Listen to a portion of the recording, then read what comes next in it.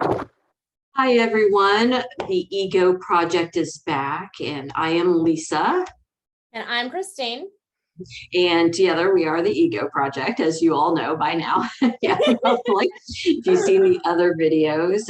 Today we are taking a deep dive into healthy repair in relationships and what that means, and how our wounded ego can help derail us a little bit when we're trying to fix relationships that either we've damaged, they've damaged, someone else has damaged, you've damaged it together.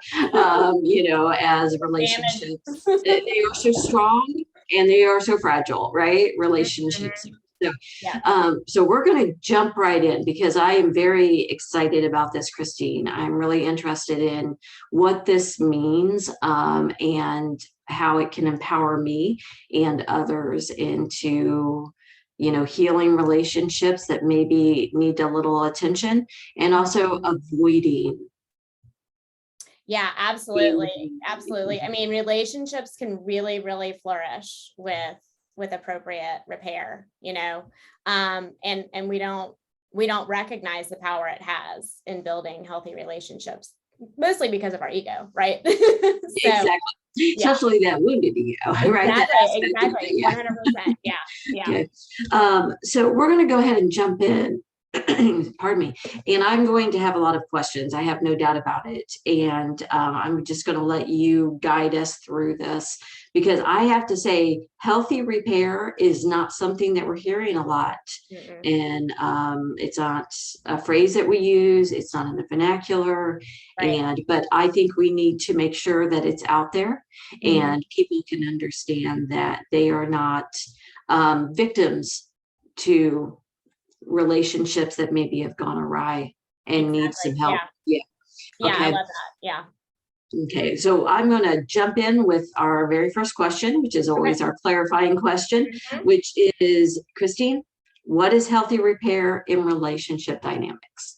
So healthy repair is, you know, the acknowledgement of when you have harmed somebody with your words or actions. Okay. So it's really the acknowledgement of harm that you are responsible for.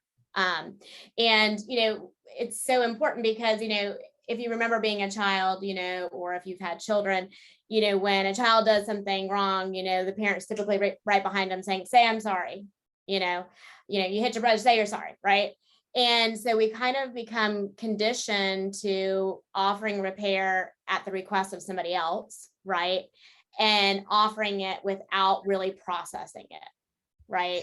And relationships can't flourish, they can't grow, and they can't be healthy when we don't have authenticity in our apologies and in our repair making, right?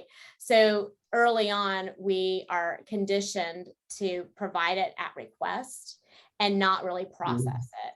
And then as a receiver, we know when our sibling or somebody would be like, sorry, it didn't feel right, it didn't feel like we were really receiving anything. If anything, it felt like another dig, right? Mhm. And so, being in a space where you can give and receive authentic repair is where the release of anger and resentment can occur. And that's why it's so important for healthy relationships to be aware of making and receiving repair so that you don't foster that anger and resentment that we hold on to.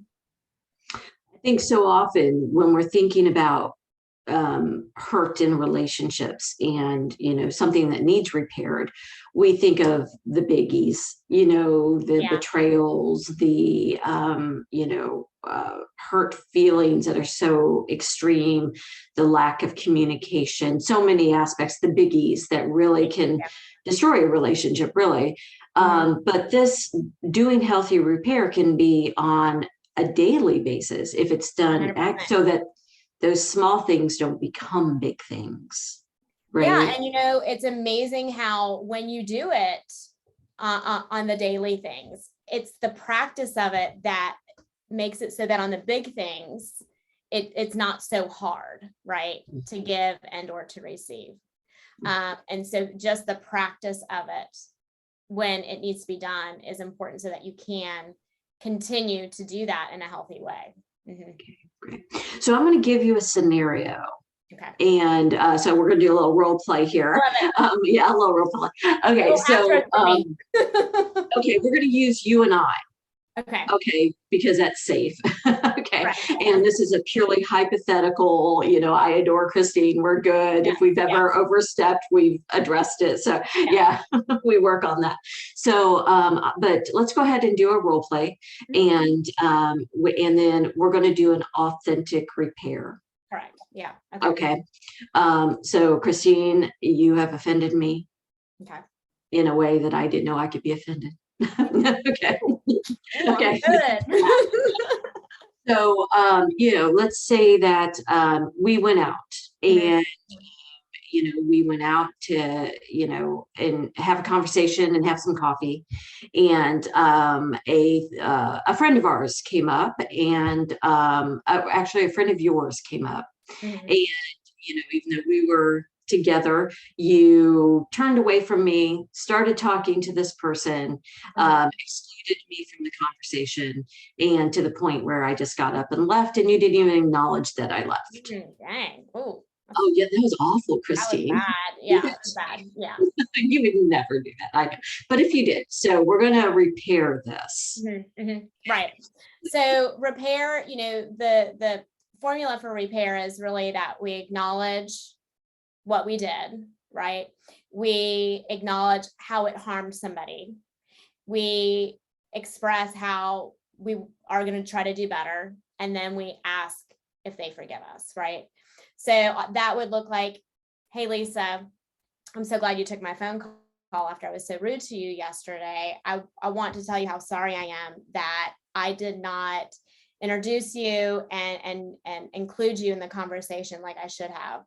I'm sure that made you feel really, unimportant and probably a little rejected. And that was super unkind of me to do and not very thoughtful.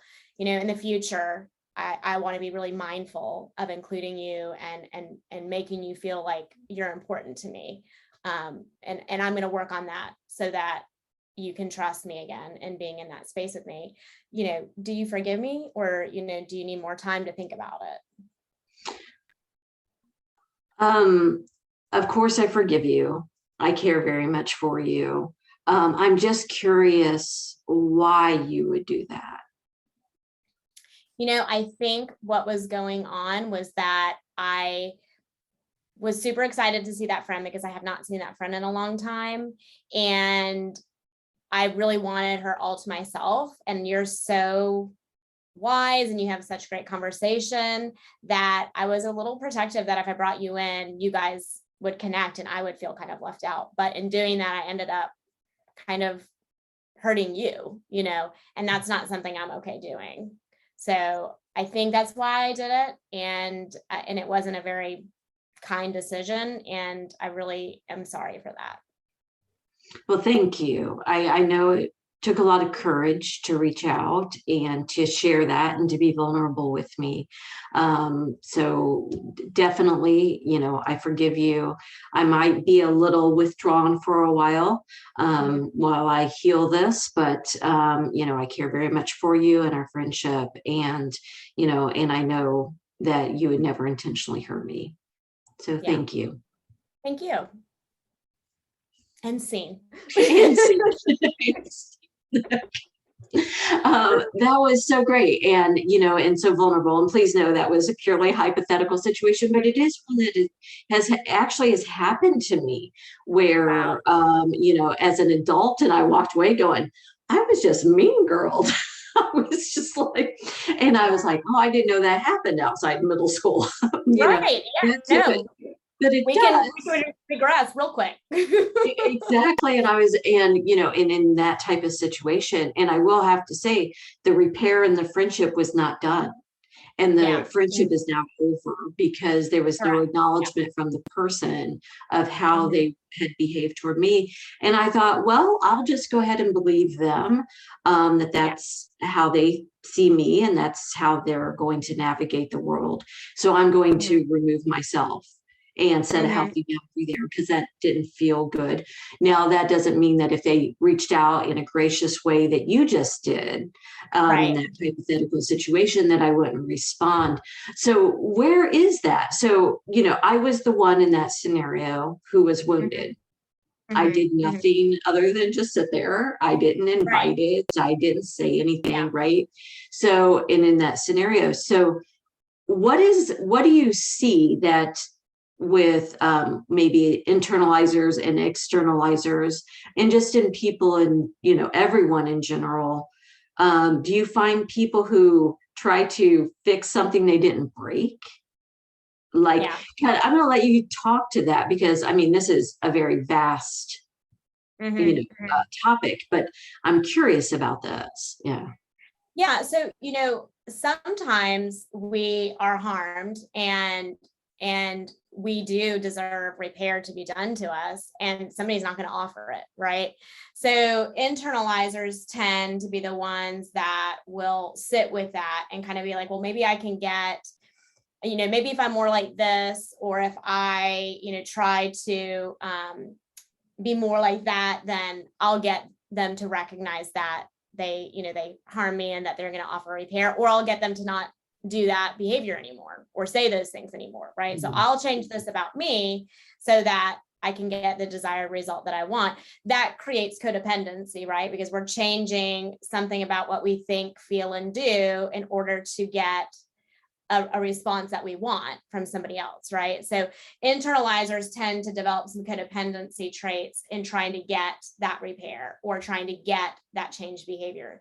Now, externalizers will be the, well, what's wrong? Oh, nothing, right? So they're going to be the ones that externally are doing things to elicit what it is that they're wanting or elicit that repair. They may say, hey, you really hurt my feelings. You need to tell me you're sorry, or you need to fix this, or something like that. But they are going to be the ones that are outwardly seeking that, depending on how healthy they are in their own healing, will be how they ask for it. And internalizers too, internalizers do need to learn how to ask for repair when they feel like it's needed. But internalizers tend to develop those codependent traits in trying to get it, where externalizers start being a little bit more passive aggressive, right? We see their passive aggressive behavior is starting to come out because they're trying to elicit something that they need, So we do try and manifest what it is that would make us feel better without actually asking for it, people, like in your case, clearly that friend knew they harmed you because you left, right? So you gave them an indicator, hey, I'm not okay with this, right?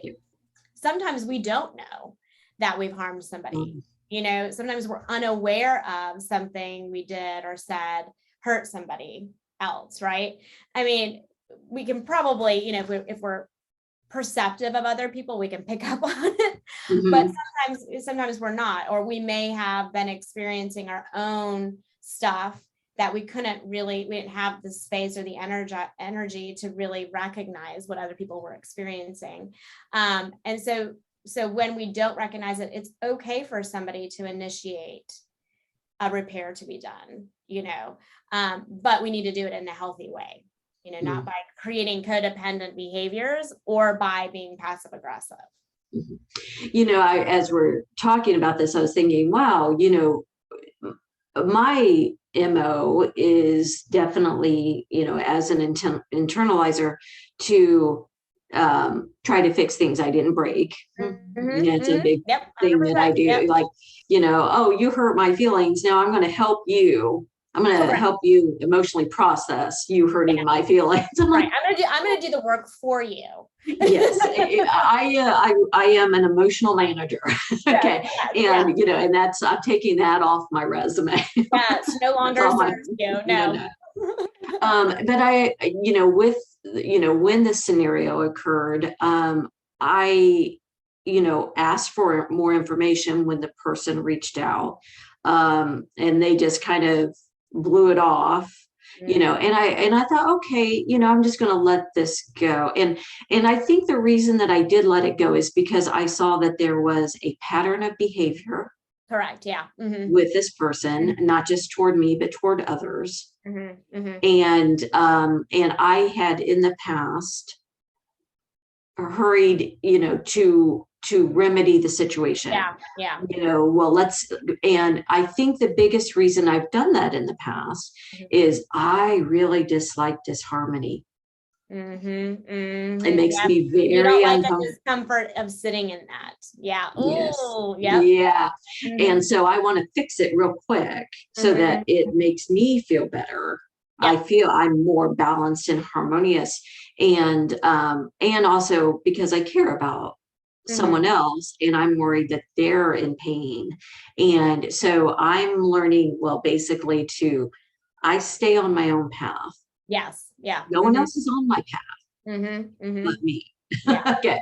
We may walk next to each other on the path. Right. But this is my path. And if I'm disharmonious on that path, that's for me to figure out.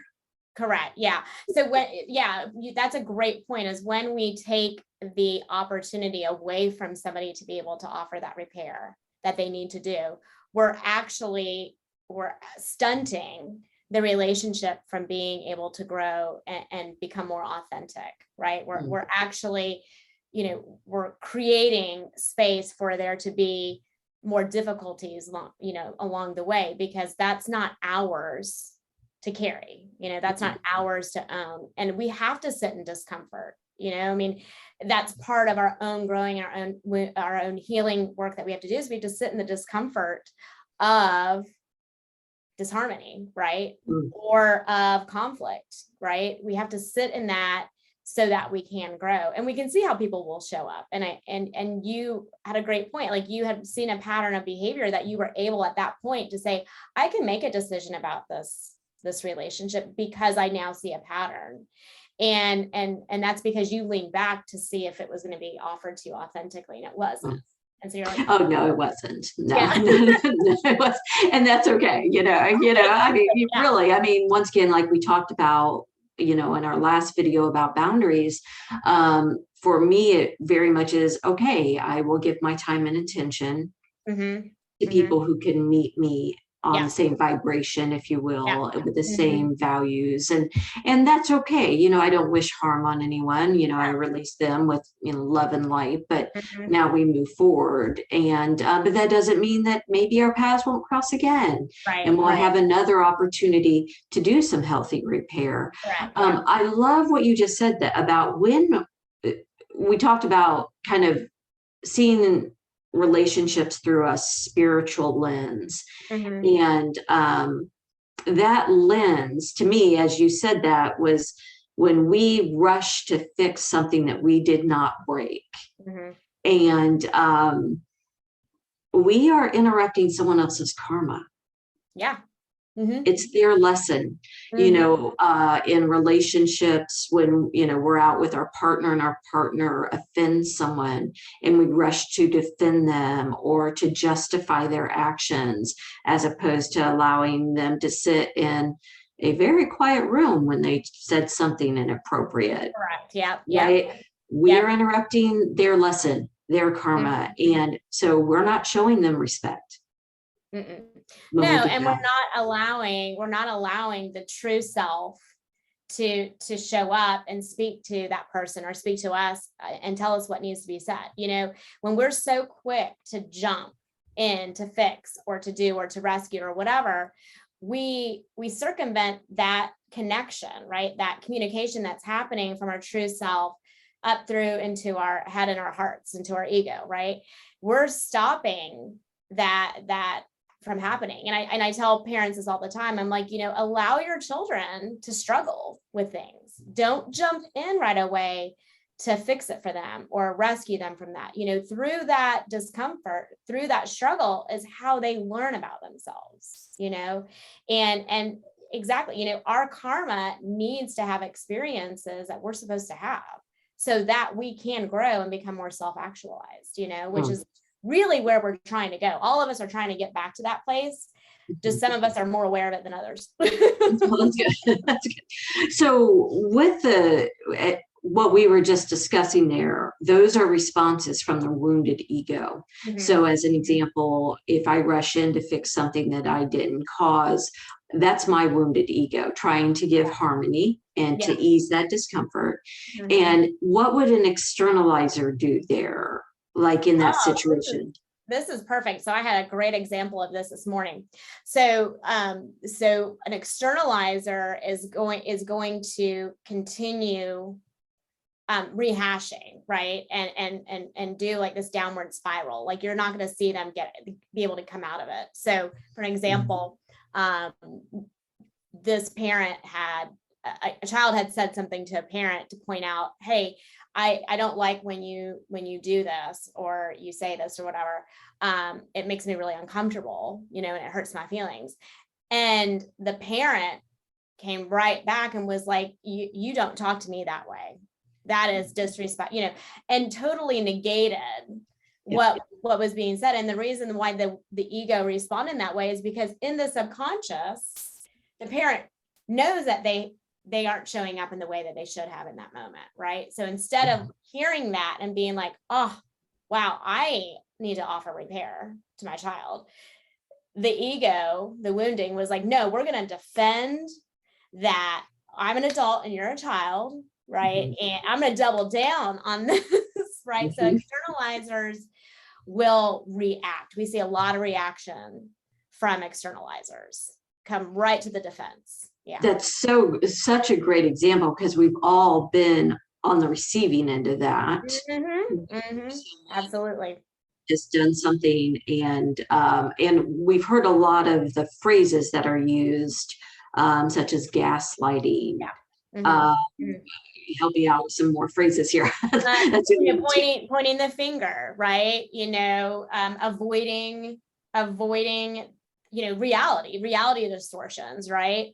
Again, there are those, tendencies for some people that use very manipulative tactics in those situations because they are so uncomfortable with discomfort and with acknowledging, that they've harmed somebody, right? So yeah, that's how an externalizer responds to something being brought to their attention. That's so important because we're, when we're in a relationship, there's you, the other person, and then the relationship. Exactly. Yep. Right. It's a whole different entity of itself. Yeah. Yeah. And I think that's so important. So can you talk a little bit about, since we're talking about the wounded ego, and I'm assuming that our job here, first and foremost, before we even try to repair the relationship with others, is to repair the relationship with ourselves. Yeah. Is that accurate? Yeah. Can you talk a little bit about how important that is to do and how we do that either before or even while we're trying to do healthy repair in relationships? I think that the relationship with self is typically the relationship that goes unnoticed for the longest amount of time, right? It's typically when we're having so much conflict in outside relationships that we end up coming back to self and being like, I need to figure out what's going on with me, right? That's how it's brought back to us is because outwardly we're like something isn't feeling right. I need to come within. And honestly, repair with self is about going back and seeing your true self, right? Being able to get back in touch with that, that self that was without wounding, right? That was unaware of the outside world and what it was going to project on it. We have to go back to that self and just acknowledge him, her, she, them, whatever. And acknowledge, like, I have not seen you. I have not attended to you in the way that I needed to. And I'm going to do things differently now. I'm going to be checking in with you more often. And having that relationship with your true self is a very organic process. There's no specific way you have to do it. When you feel it, when you notice, okay, I'm in touch with my true self again. But it's something you have to foster constantly. It's just like any other relationship. you have to invest in it, but even more so because it's the first relationship we're so accustomed to ignoring, as we move through life. So yeah. It's funny. Recently, a friend sent me a message, was like, how are you doing today? I was like, I don't know. I feel a little off. I said, I just keep hurting my own feelings. Like, the whole day I was just like offending myself. You're like, why am I so mean to me today? That's right. I'm like, what have I done to me? Yes, yes.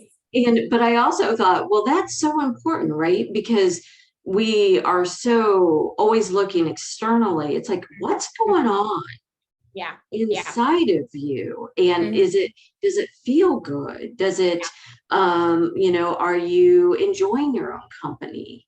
Are you being critical toward yourself? Because so often none of this is happening around. I mean, I'm a contractor and I work with myself primarily. It's like there's not a whole lot of, things distractions, right? Exactly. You're like, oh, I'm gonna go meet me at the water cooler. If I have a bad day, it's usually because I created it. Correct, right? Really, yeah. right. Yeah. Yeah, and I think that's, we live in two worlds, right? We live in the outside world, which is what we're experiencing with others and what we're doing, right? And then we have the spiritual, the unseen world, right? Where we're constantly in communication with self, but we're not very conscious of the conversation, and that's where we can continue to wound ourselves, and, just subconsciously is what are the conversations that I'm having with myself? Are they healthy? Are they happy? Are they whole? Or are they the rehashing of a narrative that's not true?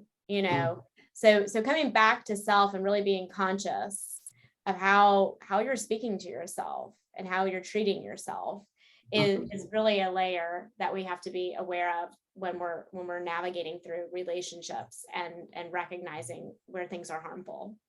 Okay. With that role play that we did earlier, let's do that again, but let's approach it from a wounded ego. Okay. You want to do that? Yeah, let's do that, because I think that might be good for our viewers to kind of see that in action. And I think we can do it. I think so. I think so. And so, because the second part of that question I asked is, how do we do that work? Right. With it, right? When we're trying to do healthy repair, yet we haven't done our own ego healing. So let's go ahead and do that. So same scenario, we're in a situation, we're having coffee and someone comes over, and now we're a triad, and one person gets excluded. I get excluded. So I'm going to call you. Okay, perfect. Go, okay. Because we know I'm not reaching out with my wounded ego. Exactly. I don't know what your problem is. Okay. Okay, here we go. So, Christine, I've been very uncomfortable and very upset for the past week. And you know why? No, I don't. I can't believe you're doing this again. Okay, you always do this. What are you talking about? You're acting crazy. I don't even know what you're talking about. Okay, well, I'm just going to tell you. So the way that you treated me the other day when your friend showed up, when we were having coffee, you just completely acted like I wasn't even there. And you didn't even notice that I left. I just got up and left. And you always do that. Ever since I've known you, when something shiny comes along, you're always more interested in that. You always act like there's always someone more interesting to talk to. And I'm just fed up with it. I'm sick of it. Oh, ding, ding, ding. Here comes Lisa and the drama train. You always have to have some drama going on. You're always bitching about something, complaining about something. Like, it's exhausting. Like, it's exhausting being friends with you. I can't. This is exactly how I thought you would handle this. Exactly. Well, I mean, if you don't want to be friends with me, don't be friends with me. I mean, like this, I'm kind of over this. Oh, I've been over this for a long time. I've been over it for a very long time. You're so over it, you called me to talk about it instead of just not like. Just hey, I gave you a chance to fix. I gave you a chance. Yeah. Well, you know what? Everyone thinks this about you. Everybody well, don't even. I won't even tell you what everyone thinks about you. I bet. I don't care what anybody thinks about me. That's why you had to like pull out all the stops with your new friend. Yeah, whatever, Lisa. I'm done talking. Bye. Bye. Okay. Oh, that was almost a little too good. I'm a little uncomfortable. I know. I'm starting to sweat a little. I'm like, this is a little familiar to me. We're never. I like that role, really. I am so sorry. I will never talk to you like that. I'm so uncomfortable right now. Oh my goodness. Okay. I don't know if this is good air. I don't know. Okay, I don't know. Cares, right? Okay, I truly all hypothetical. That never happened. No, I would never treat you that way ever. I would never. Okay. Wow, I think that was very valuable, and I think for to kind of see it in action, because we've all been in a scenario where we don't bring our best selves, and our wounded ego shows up and shows us what needs to be healed. So I'm going to let you talk to that situation while I recenter myself. Okay. Well, I mean, I'm sure you feel that energetic exchange, like in the authentic repair, there was almost like a pause, right? There was almost like this space. And it felt just kind of really neutral, right? In that scenario, it felt really staticky, like there wasn't any space. It was just a spiral, right? And you can even hear that nothing was ever addressed. Nothing was actually discussed. All it was just met with resistance, and so there's even an energy of authentic repair that in that space healing occurs, because it's void of that static and frantic energy that is showing up. When we meet people in this space, we really don't know what's going to fly out of their mouth. But when somebody shows up to offer repair, we automatically kind of get neutralized, right? It feels safe when somebody starts with, hey, I really need to talk to you because I owe you a huge apology. Like, we all of a sudden can be like, oh, right? When somebody shows up and we're not getting that, we all of a sudden have to like buck up and become very protective, because we feel the energy is going to start spiraling. Mm-hmm. Yeah. And, I was, language is so important, as we know, and the words that we use. And I intentionally started throwing out the always. Everyone. It's like, I don't always do anything. Yeah. Exactly. Okay. And you don't always do anything. But some of the languaging that I saw in that was, you always do this.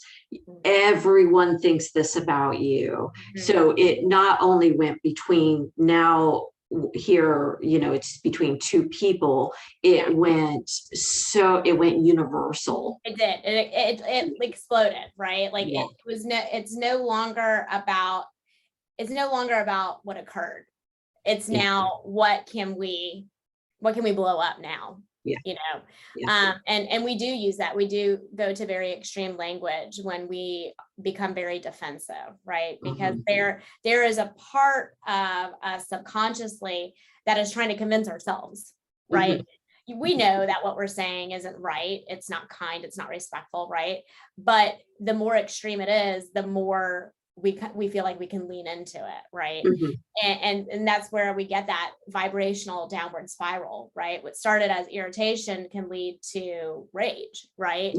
And then we have more damage, and that's where the anger and resentment sets in, right? And once anger and resentment is in a relationship, we have to do the work to get it out, because that fosters and grows and multiplies and expands, and then all of a sudden you have a very toxic relationship with somebody, because that has just now weaved itself into the fabrics of it. So in that scenario, that hypothetical scenario, so then, a month later, you call me up and say, hey, you want to go shopping? Mhm. And I say, yeah, let's go shopping. And we act like nothing happened. Well, that we're friends. We can say things to each other. And, we just get over it. It's like, oh, no, we don't. Mm-mm, We mm-mm. Yeah, don't. yeah. That stuff gets in there. It's And in there. Yeah, it's yeah, locked and loaded. It's stored. so until the next time Correct. Correct. when, Yep. and Mhm. that's how we get in those cycles, correct? Yeah.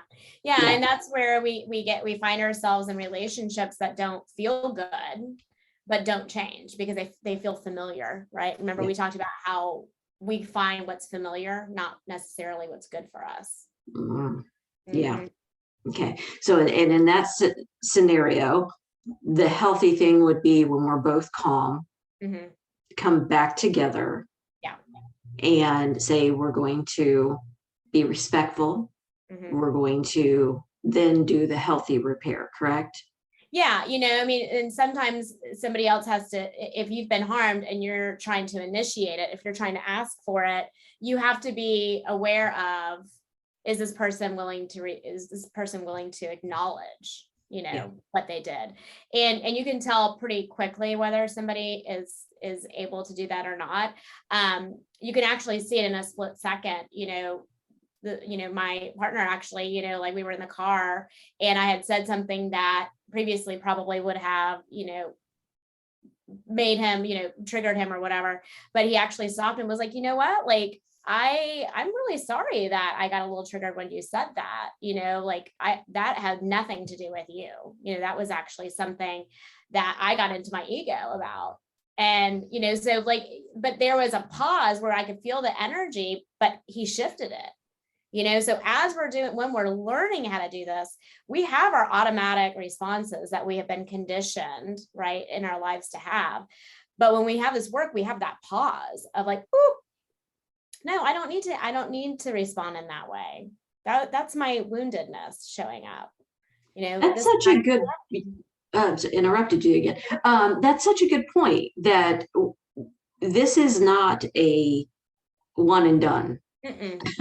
Okay, yeah, this is very much a, we've lived a long life with a wounded ego, yeah, yep, or a short life with severe wounded ego, right? Even children have this, yep, and learning how to be gentle with ourselves, to say you're going to have a very familiar response yes. inside of you, Mm-hmm. but giving yourself pause will help you, one, calm, and then interact with someone from a healthier place. Correct. Yeah. Yeah. And Yeah, we are constantly having to give grace to ourselves, and be like, hey, like some days we show up in a space where we are able to catch ourselves sooner. And some days we show up and we're burnt out and we're not, we don't necessarily have that pause in us at that moment. I mean, I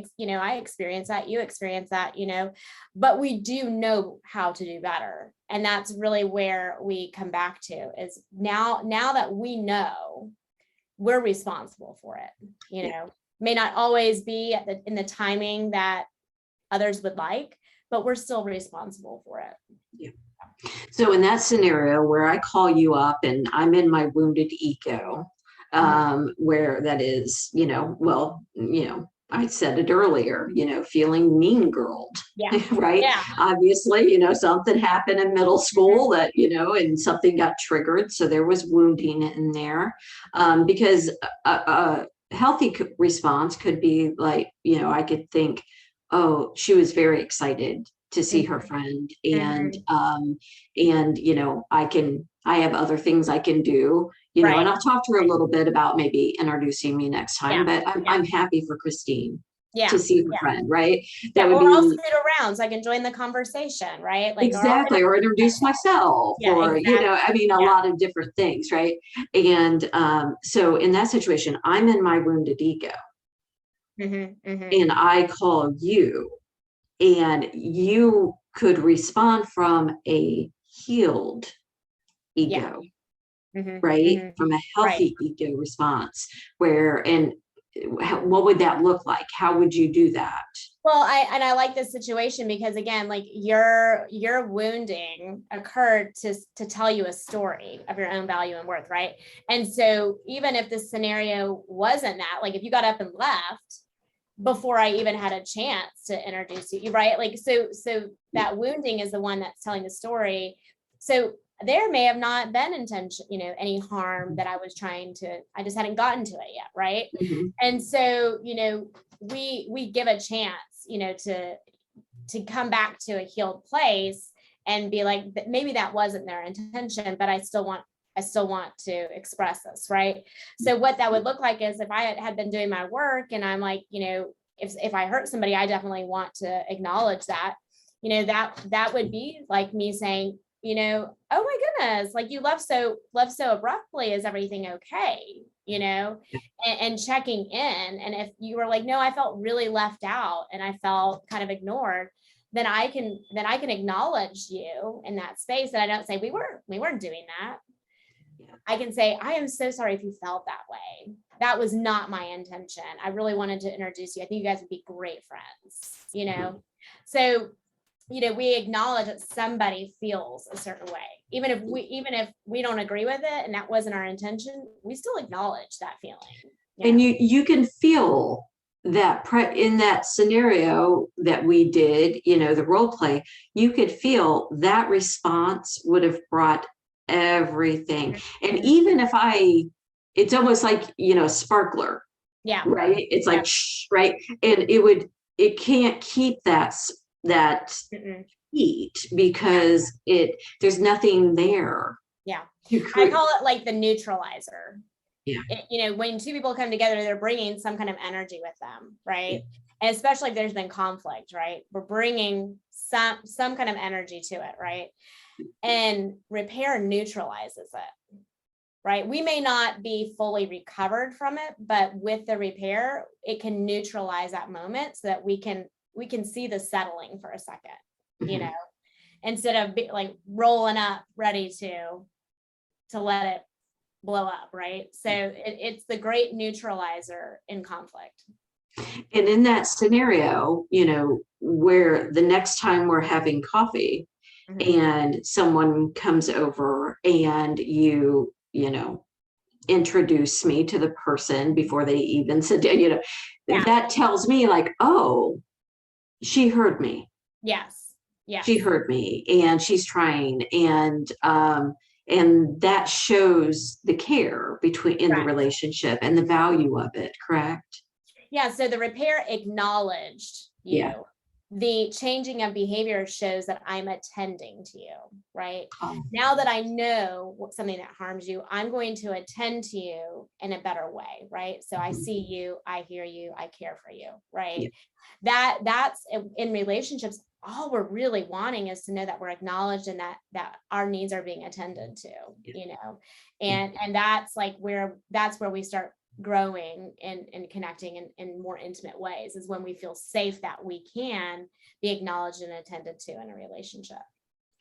Oh, that's so good. And I love that because I think it gives us ways to, one, it makes us 100% responsible for ourselves. Mm-hmm. Every response, and however someone else responds is up to them. Right. And it takes off, but we can also communicate effectively. Mm-hmm. And share vulnerably. Mm-hmm. And from our hearts, and things don't have to turn into, a 20-year-old, right.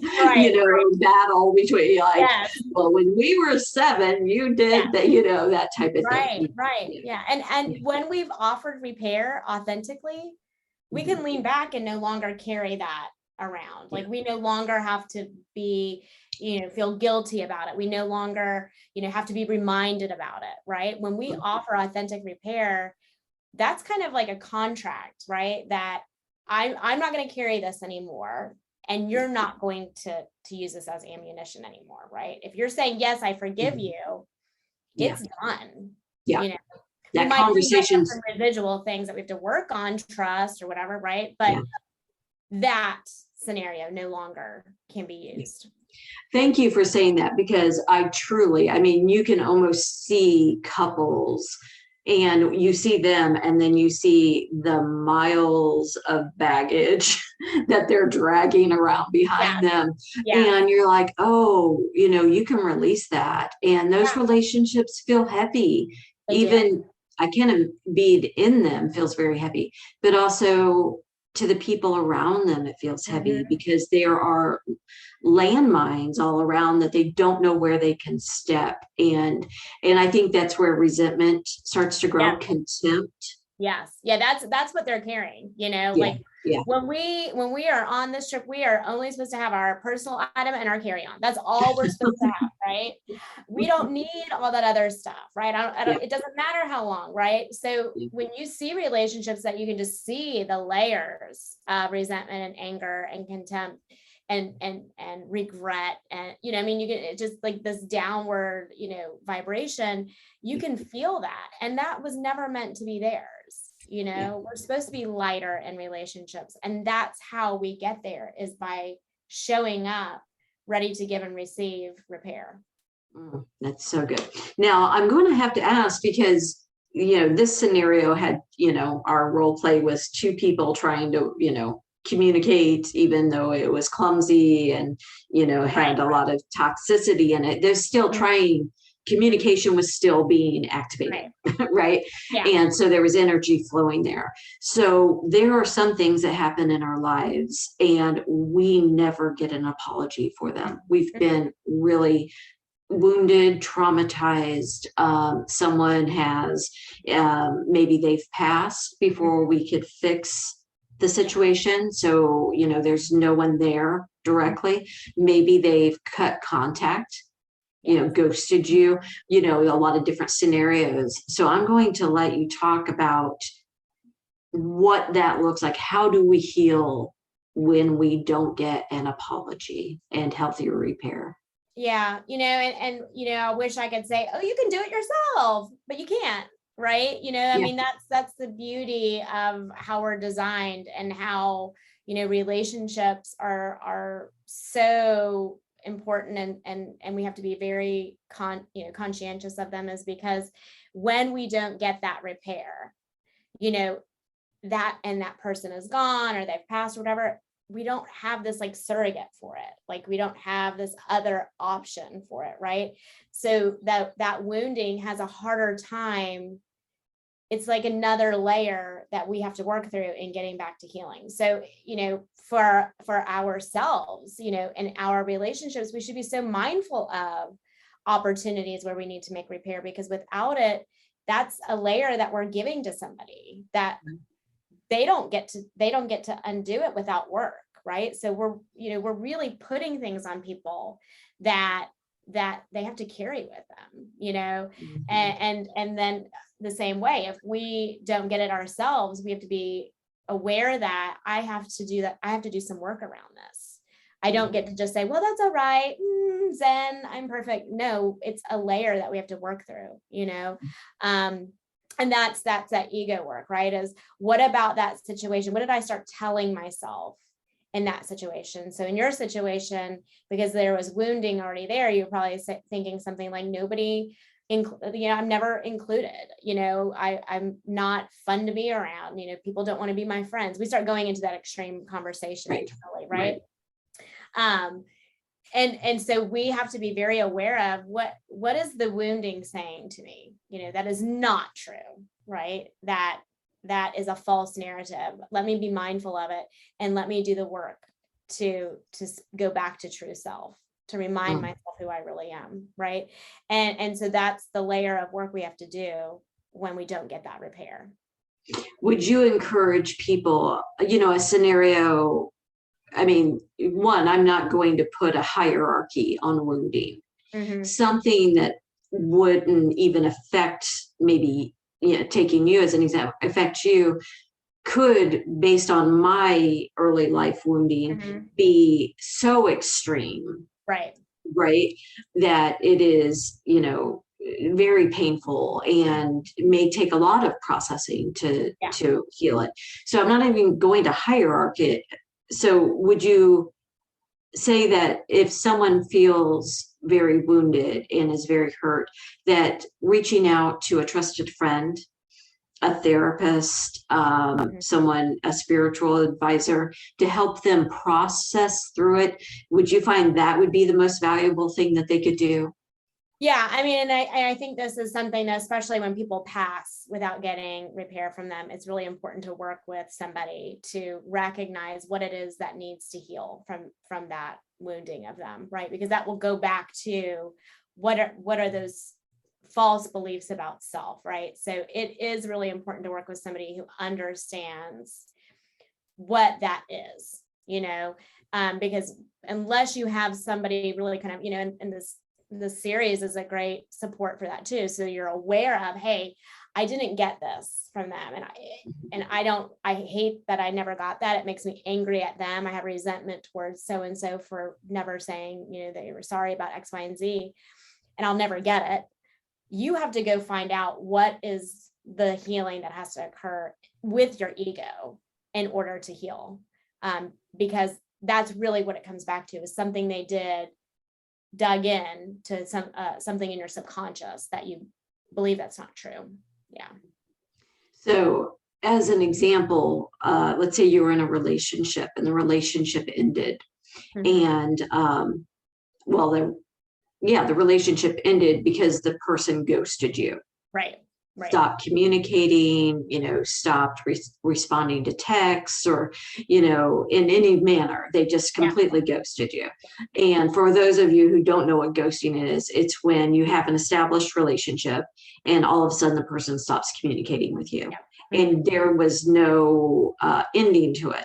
There's no discussion. There was no, you're just going along and you're thinking, oh, this is my friend. And all of a sudden there's no friend. So, right, they're gone. Right. And or phantom, it's also called phantom, a phantom friend, that type of thing. So